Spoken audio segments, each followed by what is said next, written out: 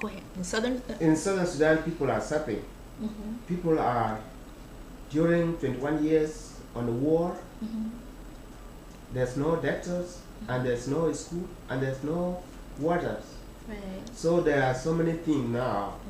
Even this certain period of 6 years now, peace has been signed. Everybody now is going back to country, but they are still need a lot of things. But I cannot say that. I don't know, because I never been back since I came here. Is it a supply? But as you know, the country is very large, very wise. You know, you might someone it go to one direction, but the supply it might doesn't reach others corner. You know, because they don't have the hospital. No main hospital now. And even now, our people sometimes. If you have someone you know here, like me, if I live here and there's some close family, then someone might come to Uganda and to Nairobi to get a treatment, because there's no treatment in Southern Sudan. Amen. Not because people of South Sudan, they don't treat them, because they don't have supply. Okay. And we have a lack of so many things, because even there's no enough doctors. You know, like some maybe now here there are so many doctors, and even some they don't have jobs. But if there's some kind of people like that and they need help, if they have supply and go, then I can, you know, they can do that to help people. You know, there's so in the term of education, it's something it's not there already. No school. You know. Right. Yeah. Right. So now South Sudan, we thank American for us to be here. Yeah. Since we've been here now, we make some awareness. Okay. We, even I myself, I went to Washington D.C. 2003 because there was a Lost War reunion. Okay. And we met the Secretary of State. Okay. We spoke to them about the death going on in Sudan, you know. Okay. And that's why now we thank Bush administration for that. It made the peace that has been signed. Okay, you're saying by Secretary, including Secretary Mr. Colin Powell, who was there. You know. Colin Powell? Colin Powell, yeah. So now that peace has been signed, it's yet, but we still urging international community and American, you know, to insist that peace not to be broken. And we hope that peace not be broken. Right. But we don't know what will happen. Yeah. If the peace treaty was broken. Because is it between the governments in your country and the governments in America? No, it's a government in Sudan. In Sudan. Yes, because we've been fight. It was North and South. Northern Sudan and Southern Sudan. You know, and Northern Sudan are the whole people on the superpower and the whole control the government.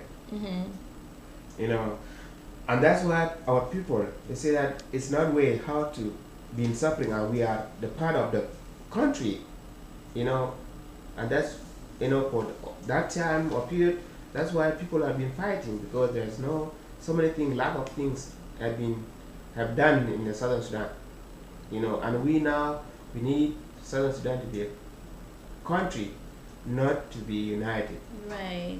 As Sudan as a whole. We need a referendum of Southern Sudan. Okay. And that's why now we urge American and we urge international community to do that. Okay. Okay. We Now don't need anyone to be lost. Right. And we don't need any war to happen again. Okay. We lost 2.5 to something in the war. 2.5 million? Yes. Oh wow. In the war. Okay. And the small people, few people are left now, don't need anyone to be lost again. So 2.5 million people were killed in Sudan, Africa. In between, what years were they killed and murdered? As a total of combined together through what years, from 1987 or from 19... It's that from 1983. 1983? Up to This time now, even now, they're still killing. They're still, you know, Arab. The Sudan government regimes is still supplying, recruiting some other people, you know, to go to kill the people in Southern Sudan, and then they say that Southern Sudan they should not be separated, and they should not. They don't know how to control themselves, to rule themselves. But because our people in Southern Sudan, we love each other. Yeah. You know, and that's why we're fighting. But Arab is still, Sudan government still supplies some give bread. The other people go and kill them. Oh wow! Because they don't want that peace, and they don't want Southern Sudan to be separate from government. It doesn't work. You know? Okay. So you heard of Nelson Mandela, right? Yes. Am I saying his name right? Yes. Nelson Mandela. Yes, yes. Wonderful man. Wonderful story that was created on him, I think, by Morgan Freeman. Now, have you ever met him? No. No. Now, what part of Africa? Now, you wasn't in the same part of Africa where he was, right? No. As Nelson Mandela is in South Africa, but I'm from East Africa in Sudan, which is very far. Okay. Yeah. Oh, okay. Now, we talk about education because not only do we need to be educated on what's going on, but we need more like education as far as schools in Sudan. Yes. And we not in only Southern Sudan, not in Sudan. In Southern Sudan, yes. Not only do the country need more schools. Yes. They need hospitals. They need doctors. They need clinics. I mean, not only that, they need food. I mean, housing and everything like that. Are these camps still over there containing people? What do you mean camps? The refugee camps or the camps that we were talking about? No. Okay, those camps no longer exist. Not exist. We build the hunt. Do you know the hunt? No. No. It's the hunt house. That's our people live in the hunt house? Yes. What is it made of? They're made of sticks and grass, and then they make a sticks. Of mud and something? Yeah. Oh, okay. So that's called a hunt. Hunt.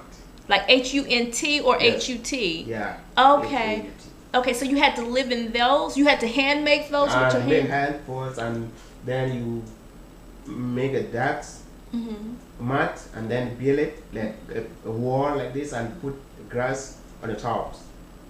And the grass really holds it? And the wall is for some years.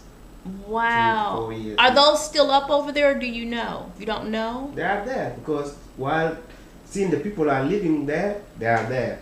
Oh, okay. So other people, other families can live in there. Yeah. Are they big and huge? Like, I mean... Don't compare them with the building that we're sitting here. No, I mean... So, Southern Sudan is a poor country. Okay. Seeing we don't have electricity, then we don't have... there's some other thing that can be used by electricity. We don't have it. Okay. Now, so, if there's a way that people need food, medicine, doctors, clinics, and so many things. And we were even though if there's people that can take like 2 to 3 weeks or 2 weeks, 1 week to go to do treatment, it make change. Yeah, it definitely would make a change as far as treatments for illnesses and medicines that are needed over there. And you said if people can just take 1 or 2 weeks to volunteer to come over there, I mean, that'll be awesome. That'll be definitely great. Like now, like if the woman deliver, there's no aspect of that for deliver child, Oh, okay. For pregnant women, there's no preventive. Okay, so we need like more education, not only on prenatal and different things like that, hygiene and dental care. We need all the type of educations that we can get over to Southern Sudan. Yes. Southern Sudan. that is needed in your country.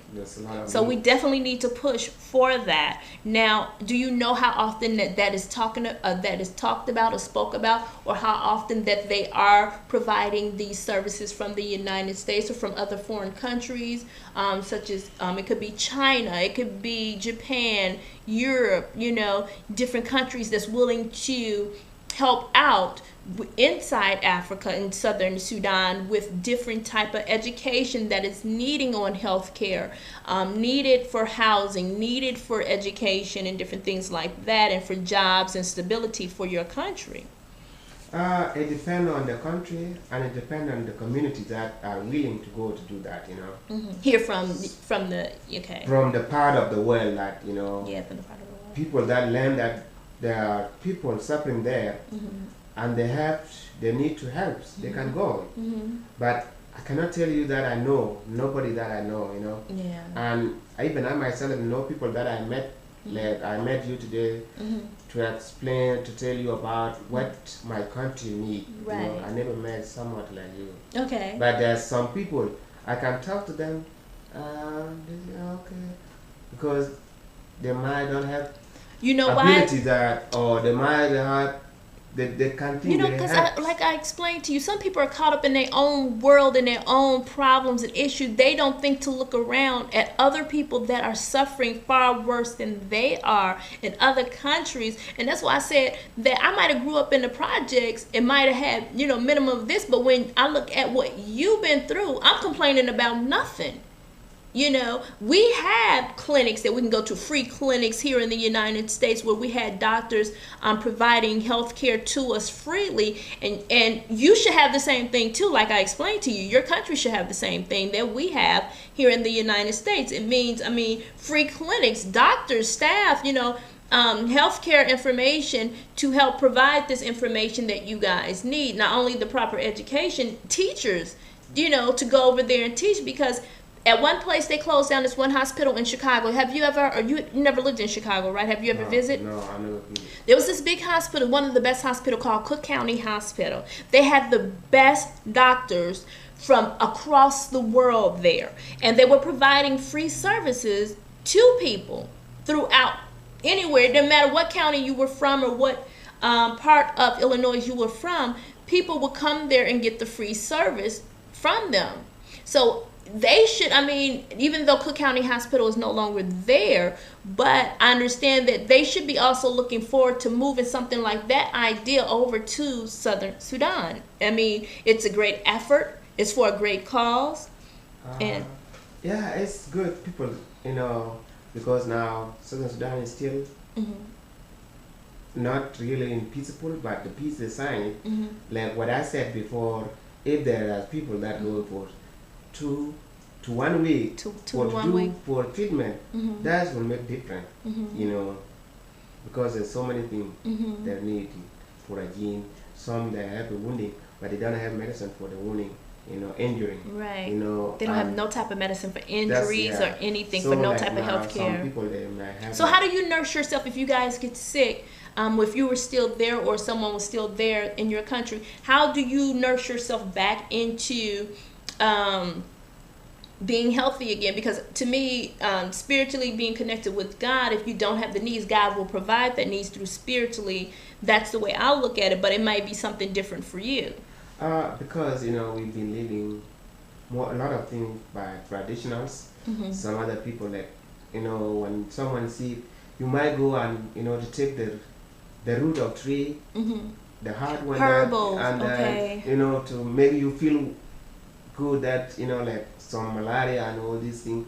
So natural herbs. Okay. Yeah, so that's people they use, Okay, because I remember the aloe vera plant. They take the aloe vera plant, the leaf, and they will peel it, and it actually, I didn't learn it until I was real young, and I didn't know it's worked goods on infections and things like that. Okay, so you guys are more on as far as for treatment, for healthcare, or for anything issues, more herbal for you.